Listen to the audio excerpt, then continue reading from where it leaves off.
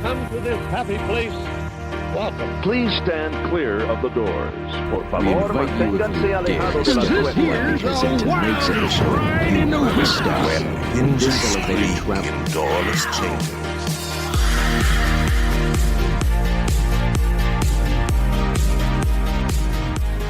Hello and welcome to Miles from Main Street, your Far From Disney podcast. My name is Mikhailo. And I'm Brian. And we're here to talk about Disney World, But especially coping away from Disney. which we know a lot about being from the Midwest. Here at Miles from Main Street, our preferred travel agency is Magical Vacations by Kimberly. Kimberly is a Disney expert and can handle all of your Disney planning needs. She can also plan Universal and all major cruise lines. Contact Kimberly at magicalvacationsbykimberly@yahoo.com. And find her on Facebook and Instagram under Magical Vacations by Kimberly.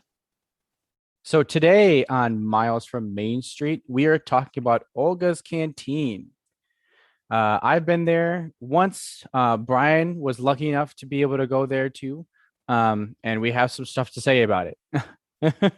It makes it sound bad, but it's not bad. It's very good. I got to call you out for your Wisconsin accent first because it kind of said Olga's. And it's not really a Norwegian cantina. It's a Star Wars Batuu cantina. So it's Olga's. Olga's. I think, I don't know. It's probably the Wisconsinite in me that is saying it that way. Oh, sure. Oh, yeah. Oh, sure. Yeah.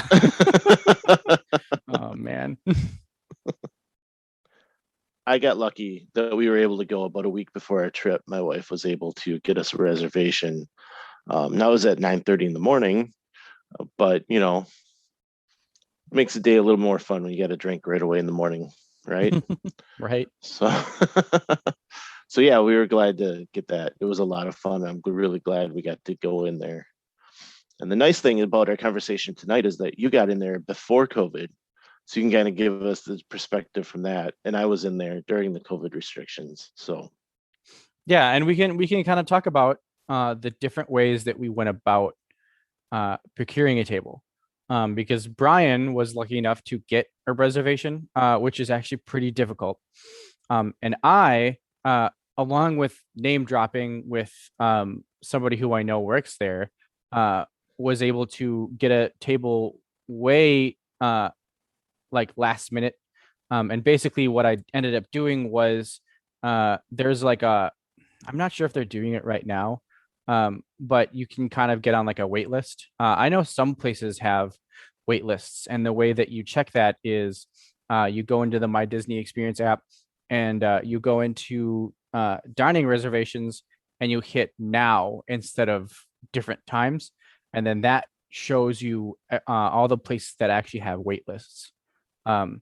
So I don't know if I've ever seen Olga's Canteen on there, but I know that before COVID, that was definitely a thing. And we were able to just kind of walk up to the line and say, hey, my friend works here. Could we somehow get a table? And they put us on a wait list. And we basically just kind of waited there in line. We waited in line for a while. It wasn't too long, but eventually they got to us, and they were able to bring us in. But Brian did it the more traditional way of getting a reservation and not having to worry about if you were going to get a table at all. But yeah, so there's two different ways to do it. I think there's one way to do it right now. Although when I was there during COVID, I think I asked if there was a wait list, and I think it starts kind of later. So it's basically just kind of like, oh, check back and see if we have something available. And I bet they just never have something available because of COVID. But yeah, there's two different ways to do it when COVID's not happening. I took advantage of one and Brian used the other. no, I don't know, as you said, if they were doing the wait list. I didn't have to ask. But I do know that they are doing it with Savi's workshop, which is where you build your own lightsaber. And it works best if you just show up there and ask to get on the list. And then it's kind of a text system. So I don't know if that might be different than hitting the now on your app and finding the wait list there. It might work better if you go there right away in the morning and ask to get on the list. But yeah, I don't know, because I'm sure they might get no shows, or they might get ahead of schedule or something, and they can fit somebody else in there. So I would think that if they could fill it with more people, that they would, if they ran that wait list. Yeah, and I don't even know if these two places show up on now. I think that's more sit down restaurants that end up having either no shows or more space or just random tables to fill. And so they have a wait list for that. So I'm not even sure if these are on the wait list. Yeah, and I don't know. It doesn't matter. I mean, definitely go there and ask. It doesn't hurt, right? Definitely. So yeah, the way I got it is that, like I said, my wife, about a week before we went, she had been constantly checking. Anytime she had a second of downtime, she was on the app looking to see if anything was available. And we already had our park reservation, we already had all that set up. So she would just go in, and she happened to find one at about 7 o'clock at night. And we happened to be able to snag it. So a lot of luck in that, and just kind of right place, right time, I guess. But we were able to get one that way. And that's whenever I see somebody asking online, what's the trick to get a reservation for X? It's always just keep checking, constantly checking. And a lot of times the stuff will pop up at 1 o'clock in the morning. I don't know why, but I did sign up for Touring Plans, which is a planning site that is separate from Disney, that uses a lot of statistics. And they have a system to get reservations. They'll notify you if there's an opening at a certain restaurant that you want. So I was getting notifications from them at 1:30 in the morning. Well, I didn't have anything set on my phone to make sure that I got the notification. So I'd wake up in the morning and go, oh, shoot, missed another one. So I think just the constant checking is going to be the best way to do it, unless you're going to get up in the middle of the night and keep trying that way too. And then there's the way that Mikhailo, you did it with the wait list, which I think would be a little more difficult too, because it doesn't give you an idea when you're going to be there. So you kind of are left on call. And I know when I heard recently about the Savi's workshop, when they got their call back, they were actually over at the Riviera Resort having lunch, and they got the text. So he sent back, we're over at Riviera. I don't know that we're going to make, I think they give you 40 minutes to return. Don't know that we can make it in that amount of time. And they said, that's okay. And then gave them like another time to return. And then that's just when they showed up and did it. Cool. So they were very accommodating in that respect, I guess. So something to consider if you're going to use that wait time. Yeah, and I know that for my family, when we ended up doing the wait list, we didn't have a huge problem because it was actually late at night and we had already kind of like done everything we wanted to do. So then at that point it was like, well, we want to go into this and have this really amazing experience. Like, we'll sit and wait in this line. So it wasn't a huge deal for us. So that might be another thing to think about, is that if you know that you want to do this thing and you can't find a reservation and you want to be on the wait list, understand that you're going to have to be waiting.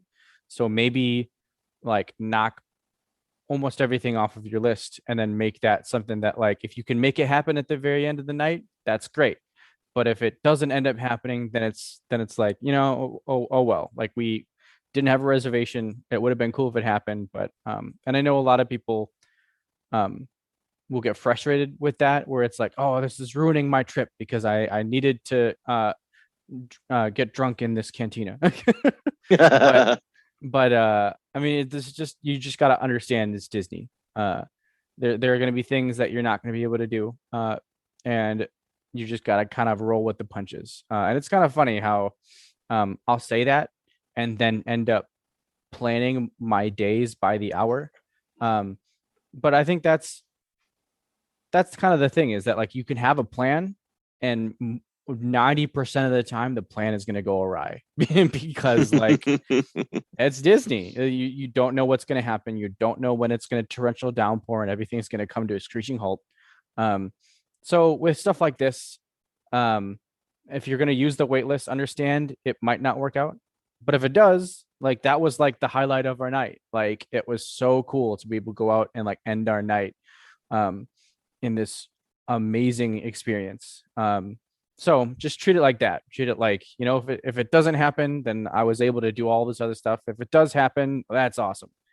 Um, you can plus your vacation in that way. So, along with this amazing experience, is that they run hours of open, whatever the open time might be for Hollywood Studios, which right now is 9 o'clock. And unless they, well, yeah, 9 o'clock. And then they keep Oga's open, taking reservations an hour after park close. So that is a bonus too, because that gives you an extra hour if you happen to get that reservation at the end of the day. And when you come out of there, there's nobody in the park at that point because everyone's pretty much left. So that even gives you the opportunity to take some pictures in the park with no one around. So I don't know if they do that, if they'll be doing that when the COVID restrictions are lifted, but it's kind of a neat little thing that you can possibly get right now if you get into that last hour of the day. Again, super hard reservation to get to begin with. Getting that end of the day reservation, maybe go buy a lottery ticket along with it. So, but it's a pretty cool experience because you walk up, you let them know who you are, and they'll say, "Okay, we'll give you a text, shortly."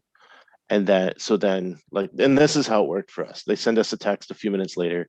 We walk over and that door slides open, just like the cantina in Mos Eisley from the New Hope, right? It slides open and it's awesome. And so, I don't know why you see sliding doors at the grocery store, at Walmart, whatever, you see sliding doors all the time, right? But this one was awesome. And like, I was so happy to see it. Uh, so you come in, it's not a huge place. And basically with COVID right now, you have your table and that's where they fill people.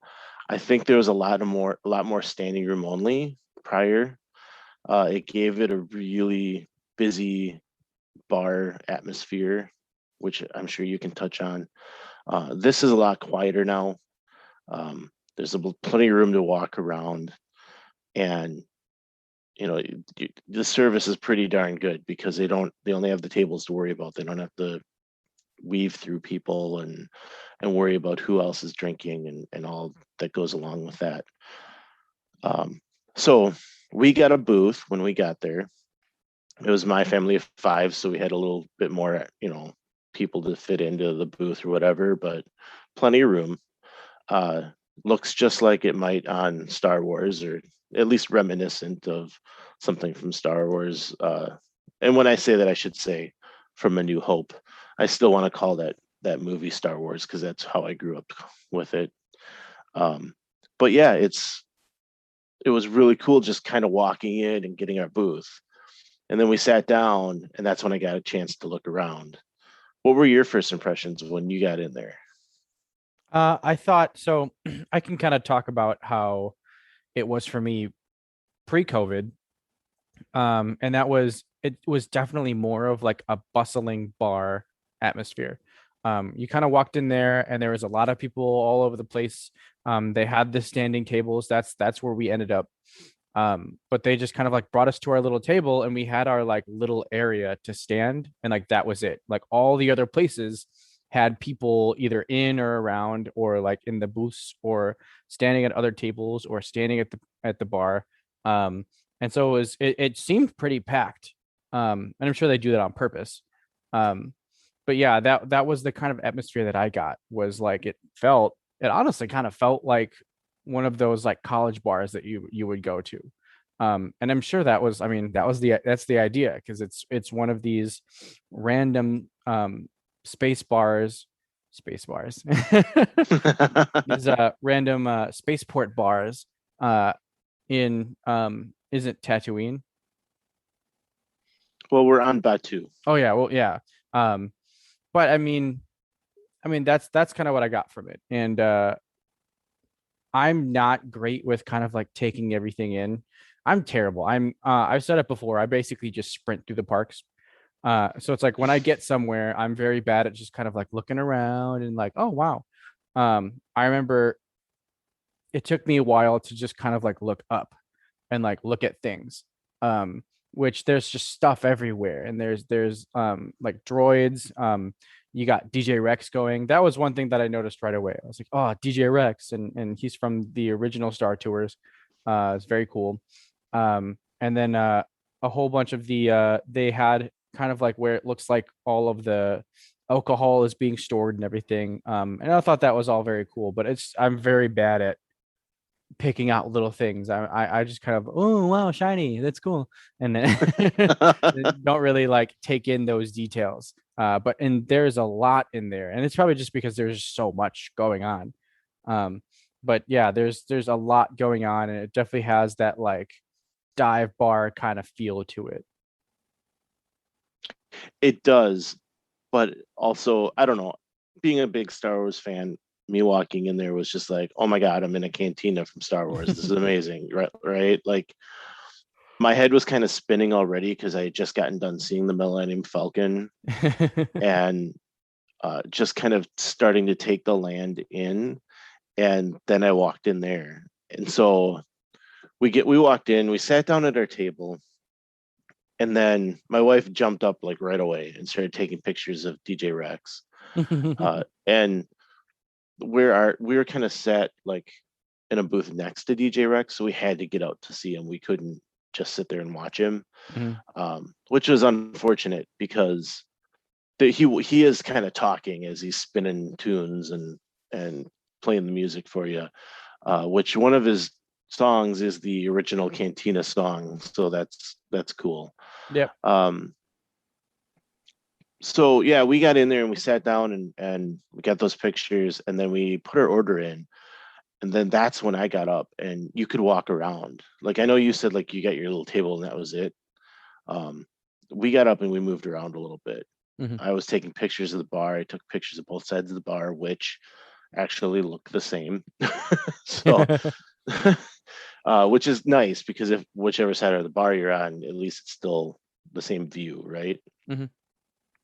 So I was able to move around, take some pictures, and then kind of start taking things in a little bit.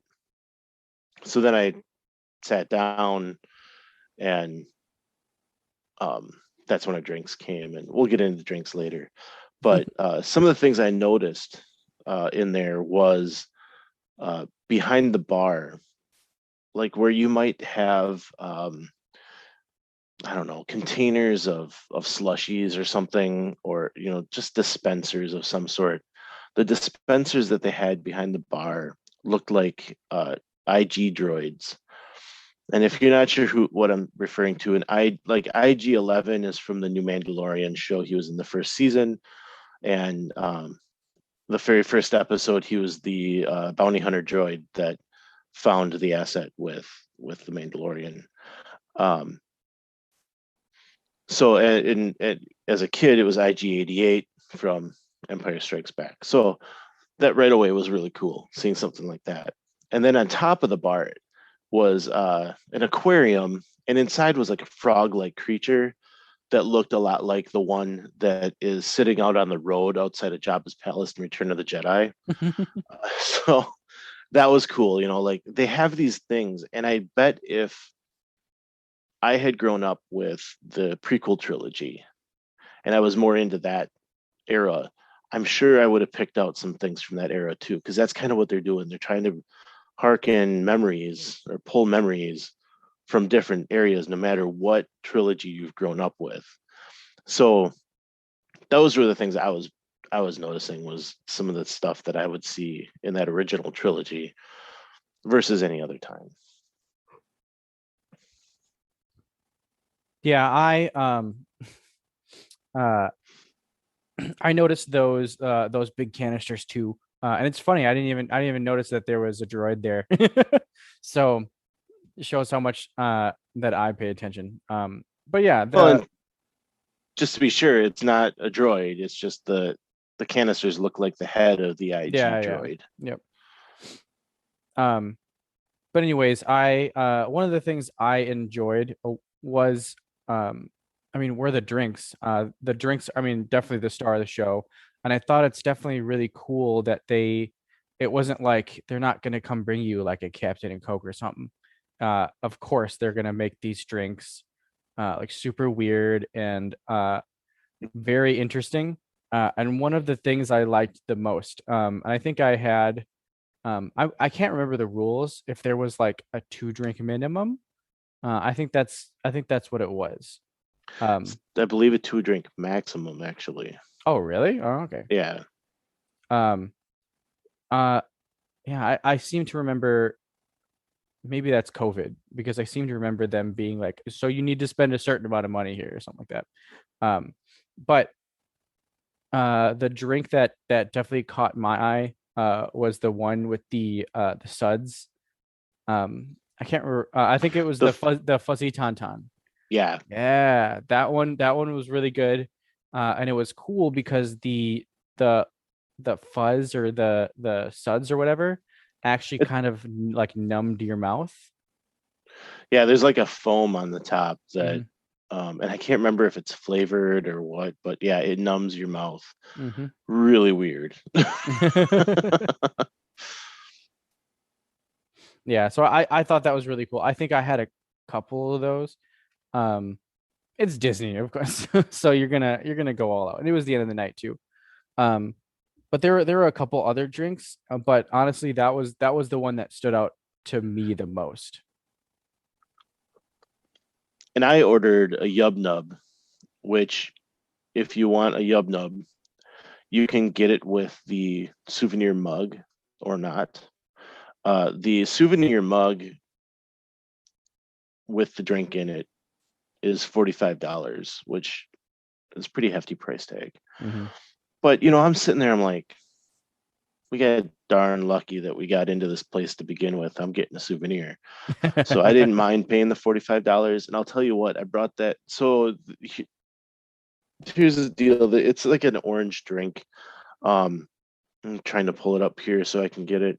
It's a pineapple rum, Sailor Jerry spiced rum, some citrus juices, and passion fruit, served in a souvenir indoor mug. So you get the drink, and they ask you if you want to keep the mug.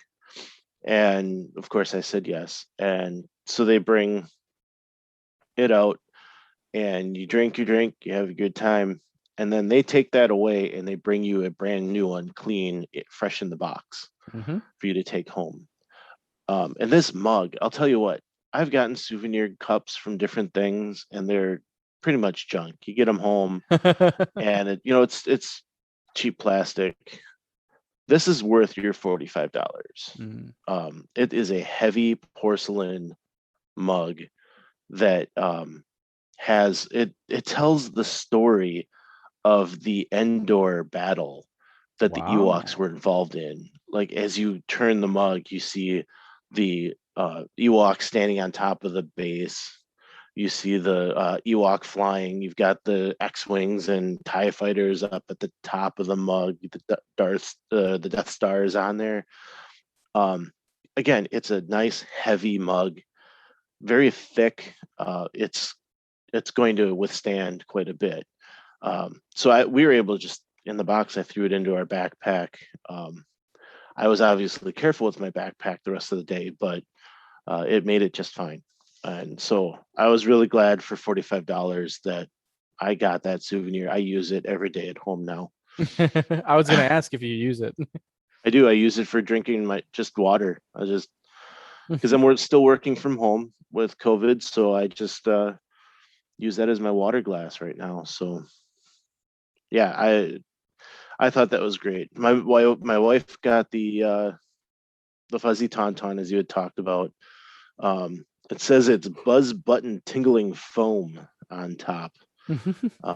She really liked the drink. I did get a taste of it. It was pretty good. And yeah, that numbing foam. I don't know, but it is a popular drink and everyone likes to get it.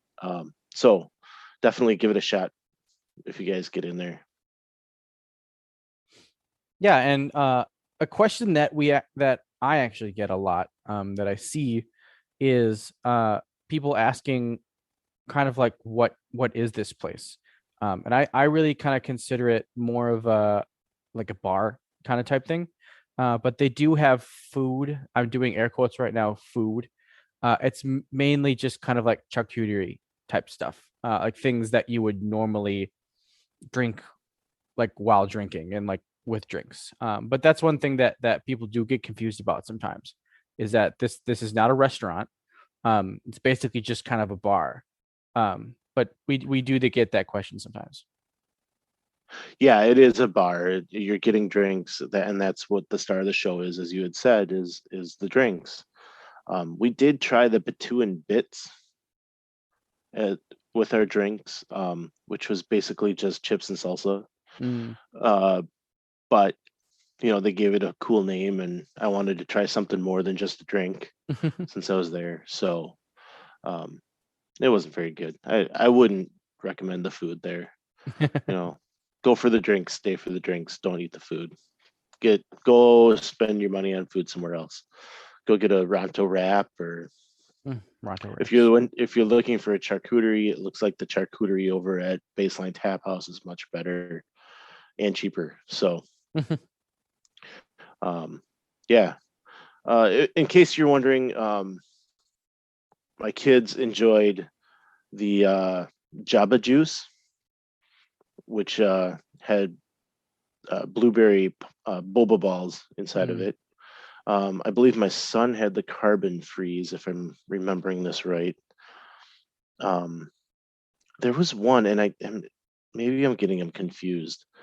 Um, maybe it was a carbon freeze that my daughter had, where they put like uh, dry ice down at the bottom of it. Yeah. So the whole time it's like bubbling and fizzing. And Mhm. she really liked the drink, but she didn't like the fizz up in her face. So so we got an extra glass, or we took a empty glass that we had and poured it into that so that she didn't get all that fizzing into her face after a Mhm. while. But we did end up ordering two of those, which they look really cool when they're doing that too. They got the boba balls in there flying around, and yeah, so and they've got really cool looking drinks that don't have the alcohol in them. If you guys don't drink, you can still have a great time, have some good stuff. They do have the Cliff Dweller, which is kind of the non-alcoholic version of the Yub Nub, which has a porg looking mug that you get, and it's a little bit cheaper with the with non-alcoholic drink inside of it. So Yeah. Yeah, that's all really cool, and it's all, I just love the how everything's themed so well. I saw those drinks with the dry ice. It's like a little compartment at the bottom that they put the dry ice in. I just yeah. thought that was very cool. That always kind of freaked me out though, because I was like, what if I drink the dry ice? Like, isn't that bad for you? Like, Well, and like you always see people like using tongs and stuff. Like you don't touch the dry ice, but yeah, then there must be something they're doing there that makes it safe, yeah, because Disney would not put something out that would freeze your hand to a glass or something. yeah. And we didn't have any issues. um, DJ Rex, I think, should be mentioned a little more. He's in there working hard for you, listening, playing the tunes, right? Now DJ Rex mentioned was the original or was from Star Tours. Mhm. And if you had ridden Star Tours, one of the original iterations of it, he was your pilot. And he was the guy that screwed everything up. And then they decided to make C3PO the one that screws everything up. It's part of your flight, right?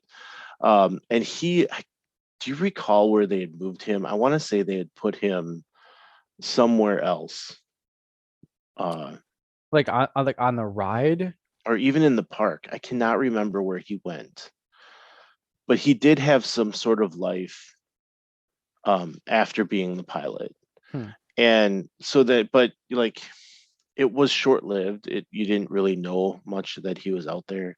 So when they announced Galaxy's Edge and the Cantina and said that he was going to be the DJ, I was pretty excited because I always enjoyed DJ Rex as the pilot, and to have him brought in as the DJ for Oga's Cantina, I think that just kind of ties things together really well.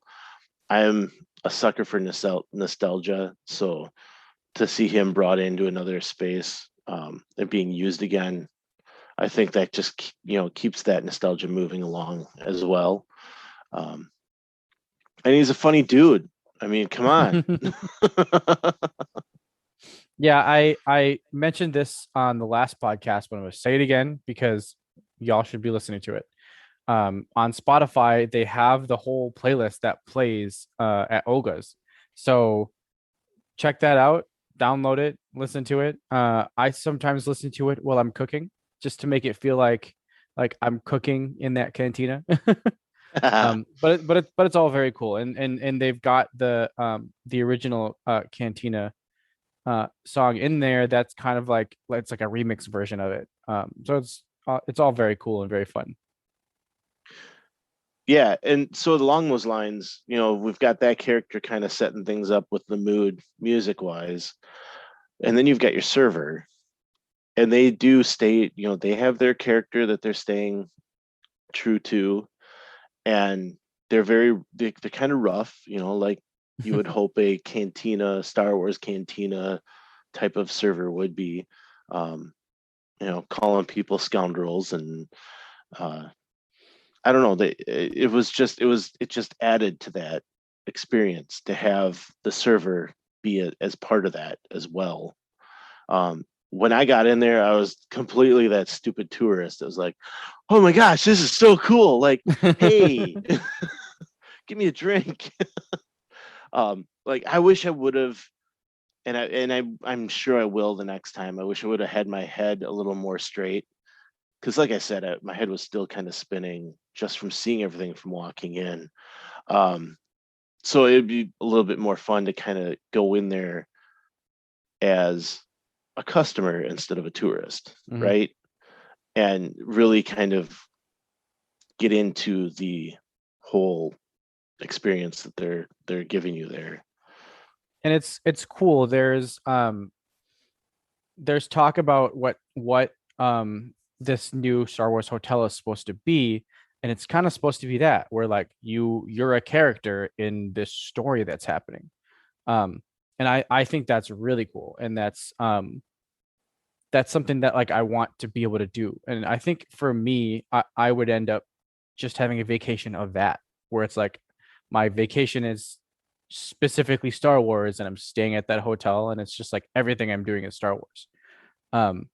But that's definitely a cool way to like go back and forth with people, especially if you're well versed and you understand the Star Wars universe very well. I know that we've talked about her before. My friend Tessa, who Brian met, was actually his server.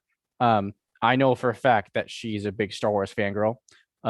And so she's way into it.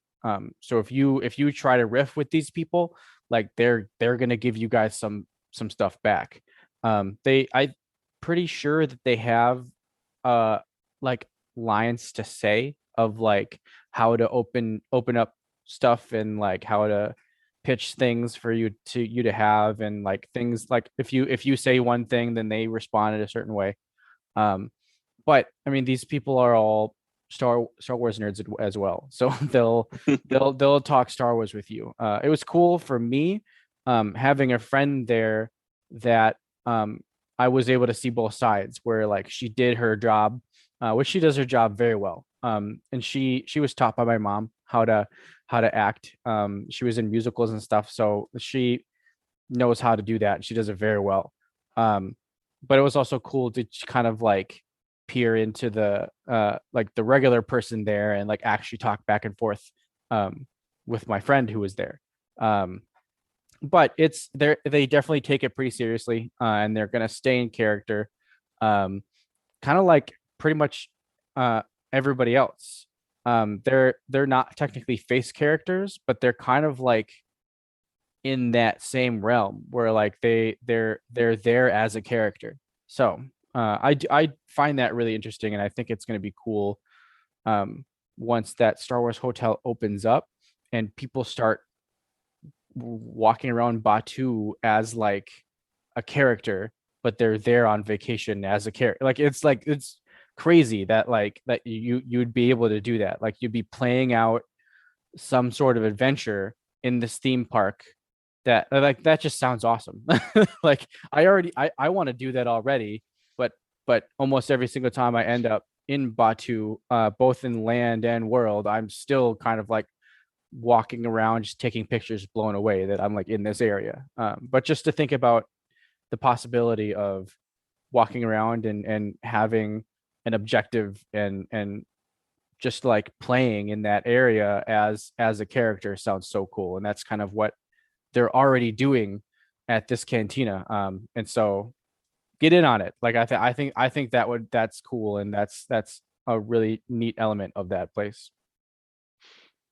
I would agree. I wish, like I said, I wish I would have had my head on straight a little more so that I could have played around a little bit, and maybe she would have called me a scoundrel or something. Oh, she knows me. That's why she called me a scoundrel. So it's yeah. I don't know what more is there to say about Olga's Cantina. It's a great place to go and take a break. It was 95 degrees at 9:30 in the morning, I think, that day. Maybe not quite that bad. So it was already kind of nice to get a little air conditioning, Mhm. and get a drink. Yeah. Anything else? I mean, not really. We kind of hit all the bases, and I think I mean just it's a really cool place and it's a really cool experience, and I think that's kind of what they want with Star Wars Land. Is they want all of these experiences, even down to just like walking through shops. Like it's all experiences, and this one is just highlighted by all the amazing people there and the amazing experience that you're having in this cantina. And so I think it's definitely a must do. Like if you're able to do it because Brian had a great time, and it was like the best way to end the night for me. So yeah, I just remember standing outside there at night and just kind of like listening to everything. One of the coolest things that I noticed while I was waiting in line for that cantina was that they actually have speakers set up all through that land, and they make it sound like ships are going overhead. And so it's just so cool to listen to that and be like, oh my God, they're just the details in this place are insane. So I'll notice stuff like that, but then I'll walk into Ogres and I'll just be like, oh my God, all this stuff. Wow. So Oh, one thing that I did forget to mention, they did have on the bar, sitting there, the souvenir mugs. So the Yub Nub and the Cliff Dweller mugs are sitting there, and in between that is the beer flight, which we didn't even talk about. That they do have beers in there that you can try, and so you can get a beer flight. Now, if you've ever been to a brewery or somewhere that serves a beer flight, it usually comes with 4 glasses on some sort of a rack, right? Um, some of them don't do that, but a lot of places that's what they'll do. And so here you get kind of this wooden looking rack, and the glasses look like teeth, and they're set inside of this, in between those, I don't know, that into that wood rack that they have. And it's glass. It's not actually wood, but it's made to look that way. Now that's an $85. Let me say it again. $85 for a beer flight. Okay. That one was hard for me to swallow. Like, my wife kind of pointed it out, and it's like, yeah, it's cool. But at that price and what it is, it would be a display piece for me. It's not something that I would use, right? What are you going to use that for? I don't do beer tastings at home very often, so it would just be a display piece. And that day I was more interested in drinking the cocktail drinks that they had anyway. But I think it was a cool looking display piece, art piece. I don't know what to call it. Yeah. I thought it was pretty cool, a souvenir. But $85 is a hard pill to swallow in that one, coming from the guy that spent $45 on a mug. Yeah, but you use that mug every day, so there you go. You're not. I do, and maybe that's because I spend so much on it. Yeah. But I did like that they had the mugs out, so you could see what they were, and hold them if you wanted to. So I didn't throw that out there earlier. I needed to get that in there. Sorry. Cool. Well, Olga's Canteen, must do if you can do it. I would definitely suggest it. We've both been able to experience it, and definitely one of the highlights of going to Batuu. Yeah. I'm totally with you, man. We got to go and totally get into some sort of cosplay outfit and get our lightsabers out, go through that place, maybe have a few lightsaber battles along the way. Right. I was honestly thinking of bringing in a blaster and banishing that around and just kind of like, and getting all rowdy with it. Yeah. I would definitely think of myself as a Jedi, but blasters are just so fun. I agree. That would be fun, and maybe you could get those stormtroopers to shoot near you. Yeah, around me. Yeah, they wouldn't be able to hit you. Yeah. I mean, Obi-Wan definitely thinks that the blast points are too precise to be stormtroopers. So Obi-Wan thinks stormtroopers can really, really shoot well, but I mean, I don't know, man. That might have been a bit too obscure for people. I'm following you. Yeah, that Jawa transport will never look the same. Nope. Cool. Well, Brian, do you have anything else to tell everybody? I don't. I think you guys need to get out, try Olga's. Don't be afraid of it. Definitely enjoy it. Try to be in the mood, try to play along with the story that they're selling to you, and just enjoy the time you can get in there. Definitely. Yeah, I totally agree. Let us know on our Facebook, Miles from Main Street, what you think of Olga's, or if you've been there. Let us know what it went like, and just keep talking to us, keep the conversation going. We can talk about Star Wars. We can talk about anything. We like talking about Star Wars, but I could talk Star Wars all day, just as much as I could talk Disney all day. So definitely give us a shout out, Miles from Main Street Community on Facebook, and we'd love to have a conversation about it. Definitely. And that's all we got for you guys today, but we'll see you next time on Miles from Main Street. Thanks for tuning in. If you enjoyed the show, please rate us on iTunes and subscribe. Email us at milesfrommainstreetpodcast@gmail.com with any thoughts, and visit us on Facebook under Miles from Main Street. We'll be bringing more to you weekly and look forward to talking to you then. Until next week, remember, Some live close, but most of us don't. so let's talk about it.